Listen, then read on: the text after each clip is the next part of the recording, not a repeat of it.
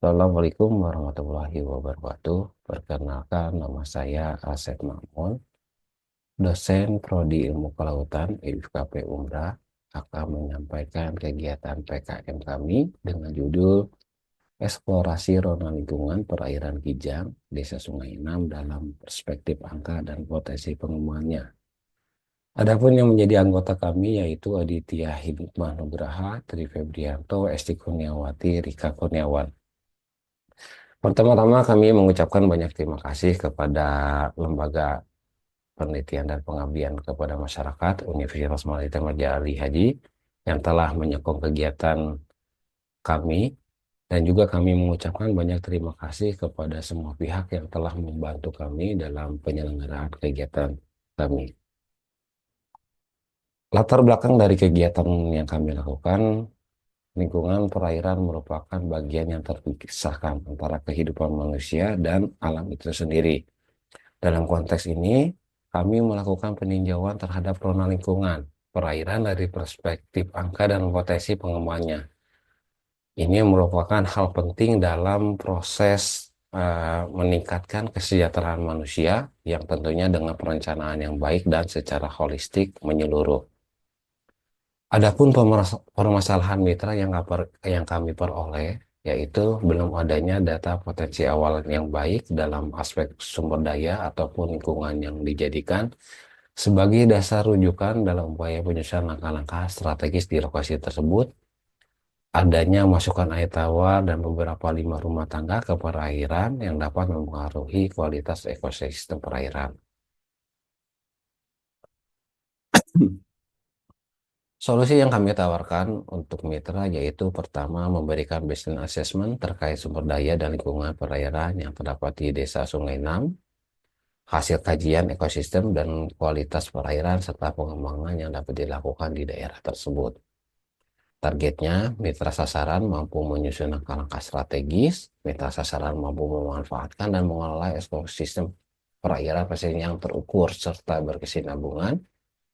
Mitra sasaran memiliki pemahaman tentang pentingnya ekosistem, dan tentunya yang terakhir menjalin kerjasama antara Fakultas Ilmu Kelautan dan Perikanan dengan mitra. Berikut adalah tahapan kegiatan. Kami menggunakan data, yaitu data lingkungan dan data sosial. Untuk data lingkungan, kami menggunakan dua jenis data, data primer dan sekunder. Untuk data primer itu terkait parameter oceanografi dan kualitas perairan. Untuk data sekunder kami gunakan untuk melihat pengaruh musiman, yaitu arus musiman, gelombang musiman, fitoplankton musiman, dan DO musiman. Untuk aspek sosial, kami menggunakan perspektif masyarakat terhadap rencana pengembangan ke depannya. Data-data lingkungan yang kami peroleh dari pengukuran langsung dan data sekunder kemudian kami petakan secara geospasial.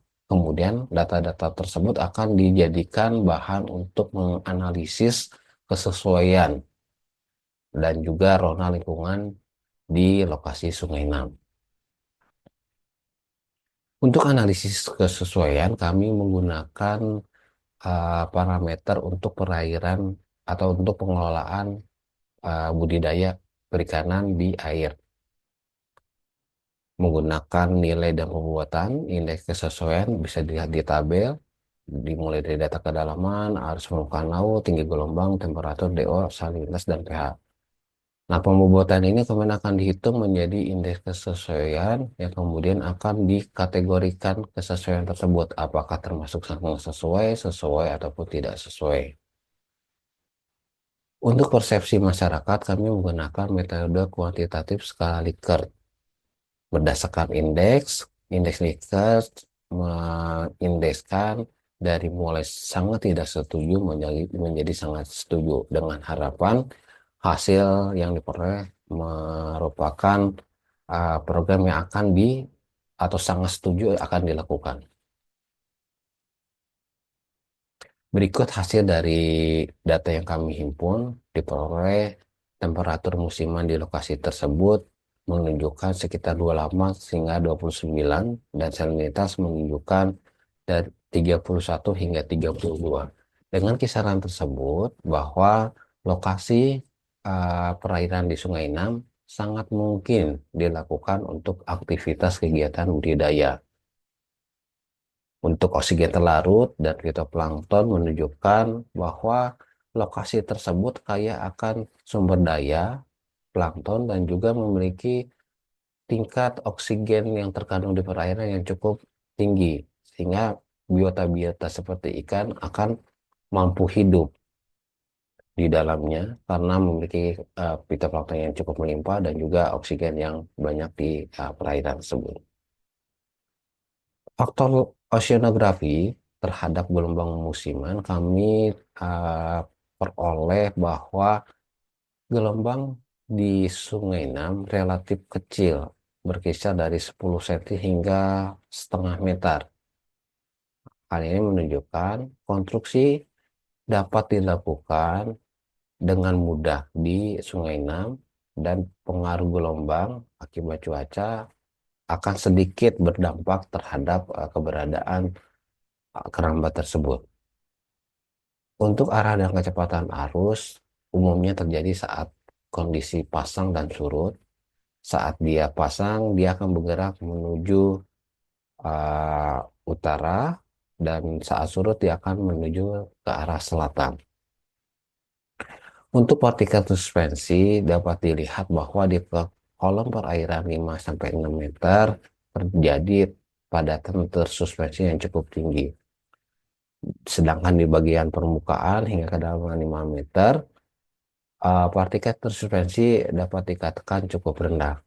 Mungkin pada kedalaman ini sangat sesuai untuk menebarkan atau menurunkan jaring keramba tersebut. Secara geomorfologi, kontur dasar Sungai Nam memiliki satu celah yang cukup dalam. Memang tidak heran karena ada sebagian perairan digunakan sebagai alur pelayaran. Nah, hal ini pun menjadi catatan penting saat pengembangan bahwa untuk alur pelayaran dan tambak labu kapal tidak diprioritaskan untuk menjadi area pengembangan keramba apung. Hasil kesesuaian menunjukkan bahwa sekitar 277,52 hektar itu sangat sesuai untuk penempatan keramba apung dengan persentase sekitar 51%, dan untuk yang sesuai yaitu 26,21 hektar atau sekitar 8,6%. Sebagai catatan, analisis kesesuaian ini belum memperhatikan alur pelayaran dan tempat nabuh kapal. Hasil persepsi masyarakat ditinjau dari 4 aspek, yaitu kondisi lingkungan, perencanaan sosial masyarakat, peran serta stakeholder, dan pemerintahan. Menunjukkan bahwa 92% peran stakeholder pemerintahan menjadi tonggak utama untuk pengembangan atau mewujudkan keramba jaring apung ini. Kesimpulan dari kegiatan ini, perairan Kijang digolongkan perairan yang dapat dihidupi biota seperti ikan dan plankton. Hasil kesesuaian menunjukkan sekitar 277,52 hektar sangat sesuai, dan 26,21 hektar menunjukkan kategori sesuai. Hasil menunjukkan peran pemerintah dalam perencanaan dan implementasi kegiatan menjadi aspek tertinggi yang perlu diperhatikan. Secara kumulatif, sekitar 85% masyarakat sangat setuju hasil kajian dapat diimplementasikan dan sejalan dengan keinginan masyarakat sekitar. Untuk saran, hasil menunjukkan peran pemerintah dalam perencanaan dan implementasi kegiatan menjadi aspek tertinggi yang perlu diperhatikan, sehingga master plan di lokasi tersebut dan implementasi dan perencanaannya perlu disusun dengan baik dan melibatkan masyarakat sekitar. Berikut adalah uh, hasil kegiatan kami yang diserahkan kepada mitra dan tanggapan yang diberikan oleh mitra. Dan kami juga mempublikasikan hasil kegiatan kami dalam jurnal pengabdian di Dinamesia Jurnal. Universitas Lanyang Kuning dalam tahapan sekarang review. Dan berikut adalah dokumentasi kegiatan kami.